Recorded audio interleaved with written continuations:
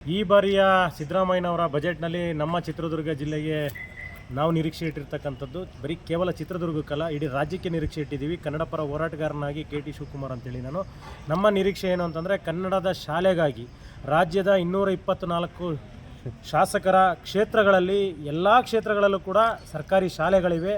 ಆ ಶಾಲೆಗಳಿಗೆ ಹೆಚ್ಚಿನ ಅನುದಾನವನ್ನು ತಂದು ಶಾಲೆಗಳನ್ನು ಉಳಿಸುವಂಥ ಕೆಲಸ ಮಾಡಬೇಕು. ಕೇವಲ ಖಾಸಗಿ ಶಾಲೆಗಳನ್ನು ಅಭಿವೃದ್ಧಿ ಮಾಡಿಸುವಲ್ಲಿ ಖಾಸಗೀಕರಣವನ್ನು ಹೆಚ್ಚು ಮಾಡ್ತಿರೋದಂಥ ಸರ್ಕಾರಿ ಶಾಲೆಗಳಿಗೆ ಕಿವಿ ಕೊಟ್ಟು ಸರ್ಕಾರಿ ಶಾಲೆಗಳ ಕಡೆ ನೋಡಿಬಿಟ್ಟು ಹೆಚ್ಚಿನ ಅನುದಾನವನ್ನು ನೀಡಿ ಅಭಿವೃದ್ಧಿಗೊಳಿಸಬೇಕು ಅಂತೇಳಿ ನಮ್ಮ ನಿರೀಕ್ಷೆ ಇದೆ. ಎರಡನೇ ನಿರೀಕ್ಷೆ, ಭದ್ರಾ ನೀರಿಗಾಗಿ ಏನು ಕೊಟ್ಟಿರ್ತಕ್ಕಂಥ ಹಣ ಮತ್ತು ಕಾಮಗಾರಿ ಇನ್ನೂ ಚುರುಕುಗೊಳಿಸಿ ಹೆಚ್ಚಿನ ಹಣವನ್ನು ನೀಡಬೇಕು. ಮೂರನೇದು, ಎಲ್ಲ ಜಿಲ್ಲೆಗಳಲ್ಲೂ ಎಲ್ಲ ಜಿಲ್ಲಾ ಮಂತ್ರಿಗಳು ಉತ್ಸವವನ್ನು ಆಚರಣೆ ಮಾಡ್ತಾರೆ. ನಮ್ಮ ಜಿಲ್ಲೆಯ ರಾಜಕಾರಣಿಗಳಿಗೆ ಇಚ್ಛಾಶಕ್ತಿ ಇಲ್ಲ. ನಾನು ದಯಮಾಡಿ ನಿಮ್ಮ ಈ ಬಾರಿಯ ಬಜೆಟ್ನಲ್ಲಿ ದುರ್ಗೋತ್ಸವ ಆಚರಣೆ ಮಾಡಲಿಕ್ಕೆ ಹೆಚ್ಚಿನ ಅನುದಾನವನ್ನು ತರಬೇಕು ಅಂತೇಳ್ಬಿಟ್ಟು ನಾನು ವಿನಂತಿ ಮಾಡ್ತೀನಿ. ಚಿತ್ರದುರ್ಗ ಜಿಲ್ಲೆಗೆ ವಿಶೇಷವಾಗಿ ರೈತರ ಹಿತವನ್ನು ಕಾಪಾಡೋದಕ್ಕೆ ಒಂದೇ ಒಂದು ಯೋಜನೆ ಅಂದರೆ ಅಪ್ಪರ್ ಭದ್ರಾ ಯೋಜನೆ. ಈ ಯೋಜನೆ ಪ್ರಾರಂಭವಾಗಿ 18 ವರ್ಷ ಆಯಿತು. ಇದುವರೆಗೂ ಕೂಡ ಈ ಯೋಜನೆ ತುಂಬ ಕುಂಟು ನೆಪಗಳು ಹೇಳ್ಕೊಂಡು ಕಾಮಗಾರಿ ನಿಧಾನಗತಿಯಲ್ಲಿ ಸಾಗ್ತಾಯಿದೆ. ಇದೇ ರೀತಿ ಸಾಗ್ತಾ ಹೋದರೆ ಕಾಲಮಿತಿಯಲ್ಲಿ ಅದು ಯೋಜನೆ ಸಕ್ಸಸ್ ಆಗಲಿಲ್ಲ ಅಂದರೆ ರೈತರಿಗೆ ತುಂಬ ಅನ್ಯಾಯ ಆಗುತ್ತೆ. ಈ ಜಿಲ್ಲೆ ಕೇಳಿ ಬರಗಾಲವನ್ನು ಪ್ರತಿ 2 ವರ್ಷಕ್ಕೊಂದು ಅನುಭವಿಸ್ತಾ ಇದೆ. ರೈತರು ತತ್ತರಿಸಿ ಹೋಗಿದ್ದಾರೆ ಬರಗಾಲದಿಂದ. ಅಂತರ್ಜಲ ಪಾತಾಳ ಮಟ್ಟಕ್ಕೆ ಹೋಗ್ತಾ ಇದೆ. ಚೆನ್ನಾಗಿ ಮಳೆ ಬಂತು ಅನ್ನೋ ಕಾರಣಕ್ಕೆ ಕೆಲವು ಜನ ಅಡಿಕೆ ಎಲ್ಲ ಹಾಕಿದ್ದಾರೆ. ಎಲ್ಲ ರೈತರು ಉಳ್ಕೋಬೇಕಂದ್ರೆ ಈಗಿರ್ತಕ್ಕಂಥ ಒಂದೇ ಒಂದು ಆಶೆ ಕಿರಣ ಅಂದರೆ ಅಪ್ಪರ್ ಭದ್ರಾ. ಇದಕ್ಕೆ ಕನಿಷ್ಠ 5,000 ಹಣವನ್ನು ಈ ಬಡ್ಜೆಟ್ ಇಡಲೇಬೇಕು. 4 ಲಕ್ಷ ಬಡ್ಜೆಟ್ ಮಂಡಿಸ್ತಿದ್ದಾರೆ ಮುಖ್ಯಮಂತ್ರಿಗಳು. 5,000 ಅಂತ ದೊಡ್ಡ ಮಾತೇನಲ್ಲ. ಈ ಜಿಲ್ಲೆ ತುಂಬ ಭಾಳ ಚೆನ್ನಾಗಿರೋ ಅಂಥದ್ದು, ಬಡವರುವಂಥ ಜಿಲ್ಲೆ, ಹಿಂದುಳಿದಿರ್ತಕ್ಕಂಥ ಜಿಲ್ಲೆ, ಪರಿಶಿಷ್ಟ ಜಾತಿ ಮತ್ತು ಪರಿಶಿಷ್ಟ ವರ್ಗದವರು ತುಂಬ ಜಾಸ್ತಿ ಜನ ಇರೋ ಜಿಲ್ಲೆ, ಅತ್ಯಂತ ಕಡು ಬಡವರು ತುಂಬ ಜಾಸ್ತಿ ಇರೋದ್ರಿಂದ ಇಲ್ಲಿ ಎಲ್ಲ ಜನರ ಹಿತ ಕಾಪಾಡೋದಕ್ಕೆ ಅಪ್ಪರ್ ಭದ್ರಾ ವಿಚಾರ ಸಂಬಂಧಪಟ್ಟಂತೆ ಯಾವುದೇ ಮೀನಮೇಷ ಎಣಿಸ್ದಂಗೆ ಕಬ್ಬು ಬೀಳದಂಗೆ ಮುಖ್ಯಮಂತ್ರಿಗಳು 5,000 ಕೋಟಿ ಹಣವನ್ನು ಈ ಕ್ಷಣದಲ್ಲಿ ಇಡಲೇಬೇಕು ಈ ಬಜೆಟ್ನಲ್ಲಿ ಅಂತ ಒಂದು ಒತ್ತಾಸೆ. ಎರಡನೇದಲ್ಲಿ, ಈ ಜಿಲ್ಲೆಗೆ ಪ್ರತಿ ವರ್ಷ ಬಜೆಟ್ನಲ್ಲಿ ಶೂನ್ಯ, ಏನೂ ಕೊಡುಗೆ ಇಲ್ಲ. ಈ ಸರಿ ಆದರೂ ಕೂಡ ಕೊನೆ ಪಕ್ಷ ನಮ್ಮ ಜಿಲ್ಲೆಯಲ್ಲಿ ದುಡಿಯೋ ಕೈಗಳು ಸಿಕ್ಕಾಪಟ್ಟಿದ್ದಾರೆ. ಯಾರಿಗೂ ಉದ್ಯೋಗ ಇಲ್ಲ. ಉದ್ಯೋಗ ಇಲ್ಲ ಅನ್ನೋ ಕಾರಣಕ್ಕೆ ಎಲ್ಲ ವಲಸೆ ಹೋಗ್ತಿದ್ದಾರೆ. ವಲಸೆ ಹೋಗ್ತಿರೋ ಕಾರಣಕ್ಕೆ ಅವ್ರ ಮಕ್ಕಳೆಲ್ಲ ಇವತ್ತು ಶಾಲೆ ಬಿಟ್ಟು ಬೀದಿ ಹರಿತಾ ಇದ್ದಾರೆ. ನಿಜವಾಗ್ಲೂ ಕೂಡ ಮುಖ್ಯಮಂತ್ರಿಗಳಿಗೆ ಅಹಿಂದ ಅಂತಕ್ಕಂಥದ್ದು ಏನಾದ್ರು ಹೆಸರು ಅನ್ವರ್ಥ ಆಗಬೇಕು ಅನ್ನೋದಾದರೆ ಈ ಜಿಲ್ಲೆ ಬಗ್ಗೆ ಅವರು ಉದ್ಯೋಗ ಅವಕಾಶ ಇರ್ತಕ್ಕಂಥ ಒಂದು ಕಾರ್ಖಾನೆನ ಅಥವಾ ಯಾವುದಾದ್ರೂ ಒಂದು ಉದ್ಯಮವನ್ನು ಆರಂಭ ಮಾಡಿದರೆ ಈ ಜಿಲ್ಲೆಯ ಜನರಿಗೆ ಕೈಗೆ ಕೆಲಸ ಸಿಗುತ್ತೆ, ಈ ಜನರ ಬದುಕು ಹಸನಾಗುತ್ತೆ ಅನ್ನೋಂಥದ್ದು ನನ್ನ ಒಂದು ಭಾವನೆ. ಸರ್, ಚಿತ್ರದುರ್ಗಕ್ಕೆ ಭಾಳ ಮುಖ್ಯವಾಗಿ ಬೇಕಾಗಿರೋದು ಕಾರ್ಮಿಕರಿಗೆ ರೈಲು, ರೈತರಿಗೆ ನೀರು. ಇವೆರಡು ಕೊಟ್ಟರೆ ಸರ್ಕಾರದವ್ರು ಏನೂ ಕೊಡೋದು ಬೇಡ, ನಾವೇನು ನಿರೀಕ್ಷೆ ಅವರ ಭಿಕ್ಷೆ ಬೇಡಲ್ಲ. ನಾವು ಸುಮಾರು ವರ್ಷಗಳಿಂದ ಹೋರಾಟ ನಡೀತಾ ಇದೆ, ನಮಗೆ ರೈಲು ಮಾರ್ಗ ಕೊಡಿ ಅಂತೇಳಿ.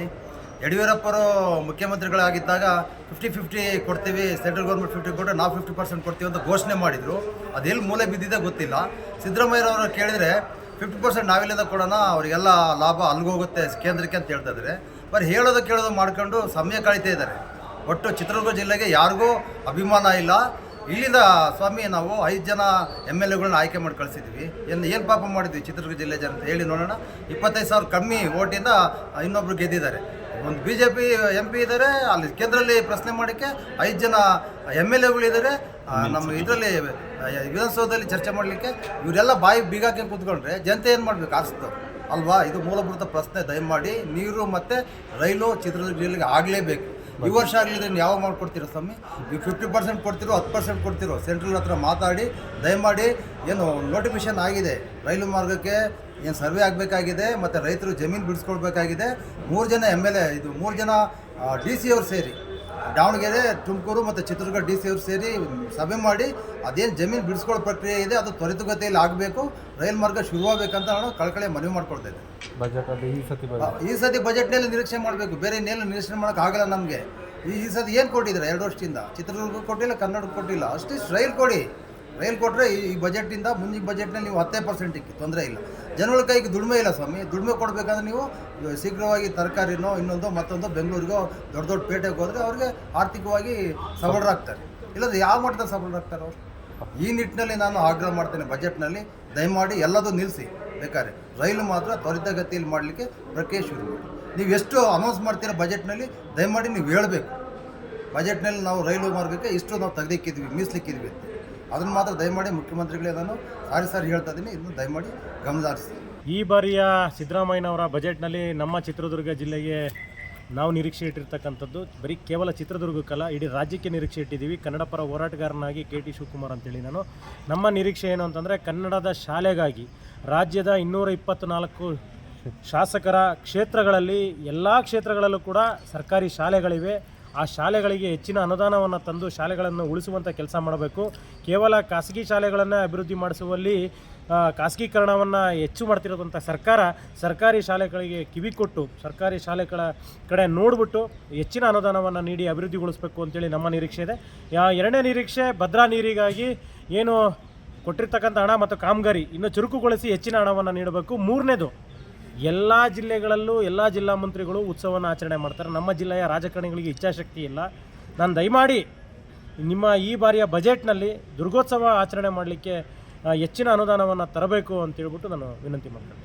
ಚಿತ್ರದುರ್ಗ ಜಿಲ್ಲೆಗೆ ವಿಶೇಷವಾಗಿ ರೈತರ ಹಿತವನ್ನು ಕಾಪಾಡೋದಕ್ಕೆ ಒಂದೇ ಒಂದು ಯೋಜನೆ ಅಂದರೆ ಅಪ್ಪರ್ ಪುತ್ರ ಯೋಜನೆ. ಈ ಯೋಜನೆ ಪ್ರಾರಂಭವಾಗಿ 18 ವರ್ಷ ಆಯಿತು. ಇದುವರೆಗೂ ಕೂಡ ಈ ಯೋಜನೆ ತುಂಬ ಕುಂಟು ನೆಪ್ಪುಗಳು ಹೇಳ್ಕೊಂಡು ಕಾಮಗಾರಿ ನಿಧಾನಗತಿಯಲ್ಲಿ ಸಾಗ್ತಾಯಿದೆ. ಇದೇ ರೀತಿ ಸಾಗ್ತಾ ಹೋದರೆ ಕಾಲಮಿತಿಯಲ್ಲಿ ಅದು ಯೋಜನೆ ಸಕ್ಸಸ್ ಆಗಲಿಲ್ಲ ಅಂದರೆ ರೈತರಿಗೆ ತುಂಬ ಅನ್ಯಾಯ ಆಗುತ್ತೆ. ಈ ಜಿಲ್ಲೆ ಹೇಳಿ ಕೇಳಿ ಬರಗಾಲವನ್ನು ಪ್ರತಿ 2 ವರ್ಷಕ್ಕೊಂದ್ಸರಿ ಅನುಭವಿಸ್ತಾ ಇದೆ. ರೈತರು ತತ್ತರಿಸೋಗಿದ್ದಾರೆ ಬರಗಾಲದಿಂದ. ಅಂತರ್ಜಲ ಪಾತಾಳ ಮಟ್ಟಕ್ಕೆ ಹೋಗ್ತಾ ಇದೆ. ಚೆನ್ನಾಗಿ ಮಳೆ ಬಂತು ಅನ್ನೋ ಕಾರಣಕ್ಕೆ ಕೆಲವು ಜನ ಅಡಿಕೆ ಎಲ್ಲ ಹಾಕಿದ್ದಾರೆ. ಎಲ್ಲ ರೈತರು ಉಳ್ಕೋಬೇಕಂದ್ರೆ ಈಗಿರ್ತಕ್ಕಂಥದ್ದು ಒಂದೇ ಒಂದು ಆಶೆ ಕಿರಣ ಅಂದರೆ ಅಪ್ಪರ್ ಭದ್ರಾ. ಇದಕ್ಕೆ ಕನಿಷ್ಠ 5,000 ಹಣವನ್ನು ಈ ಬಡ್ಜೆಟ್ ಇಡಲೇಬೇಕು. 4 ಲಕ್ಷ ಬಡ್ಜೆಟ್ ಮಂಡಿಸ್ತಿದ್ದಾರೆ ಮುಖ್ಯಮಂತ್ರಿಗಳು. 5,000 ಅಂತ ದೊಡ್ಡ ಮಾತೇನಲ್ಲ. ಈ ಜಿಲ್ಲೆ ತುಂಬ ಭಾಳ ಚೆನ್ನಾಗಿ ಅಂಥದ್ದು ಬಡವರ ಜಿಲ್ಲೆ, ಹಿಂದುಳಿದಿರ್ತಕ್ಕಂಥ ಜಿಲ್ಲೆ, ಪರಿಶಿಷ್ಟ ಜಾತಿ ಮತ್ತು ಪರಿಶಿಷ್ಟ ವರ್ಗದವರು ತುಂಬ ಜಾಸ್ತಿ ಜನ ಇರೋ ಜಿಲ್ಲೆ, ಅತ್ಯಂತ ಕಡು ಬಡವರು ತುಂಬ ಜಾಸ್ತಿ ಇರೋದ್ರಿಂದ ಇಲ್ಲಿ ಎಲ್ಲ ಜನರ ಹಿತ ಕಾಪಾಡೋದಕ್ಕೆ ಅಪ್ಪರ್ ಭದ್ರಾ ವಿಚಾರ ಸಂಬಂಧಪಟ್ಟಂತೆ ಯಾವುದೇ ಮೀನಾಮೇಷ ಎಣಿಸ್ದಂಗೆ ಕಬ್ಬು ಬೀಳ್ದಂಗೆ ಮುಖ್ಯಮಂತ್ರಿಗಳು 5,000 ಕೋಟಿ ಹಣವನ್ನು ಈ ಕ್ಷಣದಲ್ಲಿ ಇಡಲೇಬೇಕು ಈ ಬಜೆಟ್ನಲ್ಲಿ ಅಂತ ಒಂದು ಒತ್ತಾಸೆ. ಎರಡನೇದಲ್ಲಿ ಈ ಜಿಲ್ಲೆಗೆ ಪ್ರತಿ ವರ್ಷ ಬಜೆಟ್ನಲ್ಲಿ ಶೂನ್ಯ, ಏನೂ ಕೊಡುಗೆ ಇಲ್ಲ. ಈ ಸರಿ ಆದರೂ ಕೂಡ ಕೊನೆ ಪಕ್ಷ ನಮ್ಮ ಜಿಲ್ಲೆಯಲ್ಲಿ ದುಡಿಯೋ ಕೈಗಳು ಸಿಕ್ಕಾಪಟ್ಟಿದ್ದಾರೆ. ಯಾರಿಗೂ ಉದ್ಯೋಗ ಇಲ್ಲ. ಉದ್ಯೋಗ ಇಲ್ಲ ಅನ್ನೋ ಕಾರಣಕ್ಕೆ ಎಲ್ಲ ವಲಸೆ ಹೋಗ್ತಿದ್ದಾರೆ.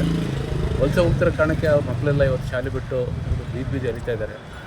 ನಿಜವಾಗ್ಲೂ ಕೂಡ ಮುಖ್ಯಮಂತ್ರಿಗಳಿಗೆ ಅಹಿಂದ ಅಂತಕ್ಕಂಥದ್ದು ಏನಾದ್ರು ಹೆಸರು ಅನ್ವರ್ಥ ಆಗಬೇಕು ಅನ್ನೋದಾದರೆ ಈ ಜಿಲ್ಲೆ ಬಗ್ಗೆ ಅವರು ಉದ್ಯೋಗ ಅವಕಾಶ ಇರ್ತಕ್ಕಂಥ ಒಂದು ಕಾರ್ಖಾನೆನ ಅಥವಾ ಯಾವುದಾದ್ರೂ ಒಂದು ಉದ್ಯಮವನ್ನು ಆರಂಭ ಮಾಡಿದರೆ ಈ ಜಿಲ್ಲೆಯ ಜನರಿಗೆ ಕೈಗೆ ಕೆಲಸ ಸಿಗುತ್ತೆ, ಈ ಜನರ ಬದುಕು ಹಸನಾಗುತ್ತೆ ಅನ್ನೋಂಥದ್ದು ನನ್ನ ಒಂದು ಭಾವನೆ. ಸರ್, ಚಿತ್ರದುರ್ಗಕ್ಕೆ ಭಾಳ ಮುಖ್ಯವಾಗಿ ಬೇಕಾಗಿರೋದು ಕಾರ್ಮಿಕರಿಗೆ ರೈಲು, ರೈತರಿಗೆ ನೀರು.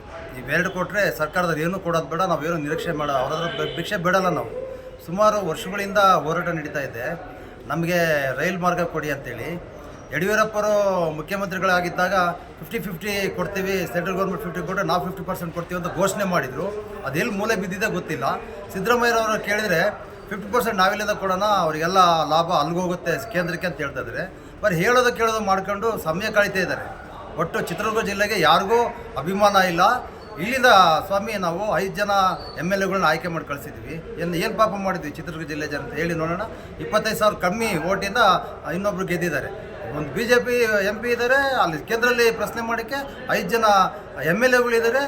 ನಮ್ಮ ಇದರಲ್ಲಿ ವಿಧಾನಸೌಧದಲ್ಲಿ ಚರ್ಚೆ ಮಾಡಲಿಕ್ಕೆ ಇವರೆಲ್ಲ ಬಾಯಿ ಬೀಗಾಕಿ ಕೂತ್ಕೊಂಡ್ರೆ ಜನತೆ ಏನು ಮಾಡಬೇಕು? ಆರಿಸ್ತು ಅಲ್ವಾ? ಇದು ಮೂಲಭೂತ ಪ್ರಶ್ನೆ. ದಯಮಾಡಿ ನೀರು ಮತ್ತು ರೈಲು ಚಿತ್ರದುರ್ಗ ಜಿಲ್ಲೆಗೆ ಆಗಲೇಬೇಕು. ಈ ವರ್ಷ ಆಗಲಿದ್ರೆ ಯಾವ ಮಾಡ್ಕೊಡ್ತೀರೋ ಸ್ವಾಮಿ? ನೀವು 50% ಕೊಡ್ತಿರೋ, 10% ಕೊಡ್ತಿರೋ, ಸೆಂಟ್ರಲ್ ಹತ್ರ ಮಾತಾಡಿ ದಯಮಾಡಿ. ಏನು ನೋಟಿಫಿಕೇಷನ್ ಆಗಿದೆ ರೈಲು ಮಾರ್ಗಕ್ಕೆ, ಏನು ಸರ್ವೆ ಆಗಬೇಕಾಗಿದೆ ಮತ್ತು ರೈತರು ಜಮೀನು ಬಿಡಿಸ್ಕೊಳ್ಬೇಕಾಗಿದೆ. 3 ಜನ MLA, ಇದು 3 ಜನ DC ಅವರು ಸೇರಿ ದಾವಣಗೆರೆ, ತುಮಕೂರು ಮತ್ತು ಚಿತ್ರದುರ್ಗ DC ಅವರು ಸೇರಿ ಸಭೆ ಮಾಡಿ ಅದೇನು ಜಮೀನು ಬಿಡಿಸ್ಕೊಳ್ಳೋ ಪ್ರಕ್ರಿಯೆ ಇದೆ ಅದು ತ್ವರಿತಗತಿಯಲ್ಲಿ ಆಗಬೇಕು.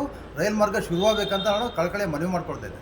ಬಜೆಟಲ್ಲಿ ಈ ಸತಿ ಬಜೆಟ್ನಲ್ಲಿ ನಿರೀಕ್ಷೆ ಮಾಡಬೇಕು, ಬೇರೆ ಇನ್ನೇನು ನಿರೀಕ್ಷೆ ಮಾಡೋಕ್ಕಾಗಲ್ಲ ನಮಗೆ. ಈ ಸತಿ ಏನು ಕೊಟ್ಟಿದ್ದಾರೆ 2 ವರ್ಷದಿಂದ? ಚಿತ್ರದುರ್ಗ ಕೊಟ್ಟಿಲ್ಲ, ಕನ್ನಡಕ್ಕೆ ಕೊಟ್ಟಿಲ್ಲ. ಅಷ್ಟಿಷ್ಟು ರೈಲು ಕೊಡಿ. ರೈಲು ಕೊಟ್ಟರೆ ಈ ಬಜೆಟಿಂದ ಮುಂದಿನ ಬಜೆಟ್ನಲ್ಲಿ ನೀವು 10%ಕ್ಕೆ ತೊಂದರೆ ಇಲ್ಲ. ಜನಗಳ ಕೈಗೆ ದುಡಿಮೆ ಇಲ್ಲ ಸ್ವಾಮಿ. ದುಡಿಮೆ ಕೊಡಬೇಕಂದ್ರೆ ನೀವು ಶೀಘ್ರವಾಗಿ ತರಕಾರಿನೋ ಇನ್ನೊಂದು ಮತ್ತೊಂದು ಬೆಂಗಳೂರಿಗೋ ದೊಡ್ಡ ದೊಡ್ಡ ಪೇಟೆಗೆ ಹೋದರೆ ಅವ್ರಿಗೆ ಆರ್ಥಿಕವಾಗಿ ಸಬಲರಾಗ್ತಾರೆ. ಇಲ್ಲದ್ರೆ ಯಾವ ಮಟ್ಟದಲ್ಲಿ ಸಬಲರಾಗ್ತಾರೆ ಅವರು? ಈ ನಿಟ್ಟಿನಲ್ಲಿ ನಾನು ಆಗ್ರಹ ಮಾಡ್ತೇನೆ, ಬಜೆಟ್ನಲ್ಲಿ ದಯಮಾಡಿ ಎಲ್ಲದೂ ನಿಲ್ಲಿಸಿ. ಬೇಕಾದ್ರೆ ರೈಲು ಮಾತ್ರ ತ್ವರಿತಗತಿಯಲ್ಲಿ ಮಾಡಲಿಕ್ಕೆ ಪ್ರಕ್ರಿಯೆ ಶುರು ಮಾಡಿ. ನೀವು ಎಷ್ಟು ಅನೌನ್ಸ್ ಮಾಡ್ತೀರ ಬಜೆಟ್ನಲ್ಲಿ ದಯಮಾಡಿ ನೀವು ಹೇಳಬೇಕು. ಬಜೆಟ್ನಲ್ಲಿ ನಾವು ರೈಲು ಮಾರ್ಗಕ್ಕೆ ಇಷ್ಟು ನಾವು ತೆಗೆದಿಕ್ಕಿದ್ವಿ, ಮೀಸಲಿಕ್ಕಿದ್ವಿ ಅಂತ. ಅದನ್ನು ಮಾತ್ರ ದಯಮಾಡಿ ಮುಖ್ಯಮಂತ್ರಿಗಳೇ ನಾನು ಸಾರಿ ಹೇಳ್ತಾ ಇದ್ದೀನಿ. ಇದನ್ನು ದಯಮಾಡಿ ಗಮನ ಹರಿಸಿ.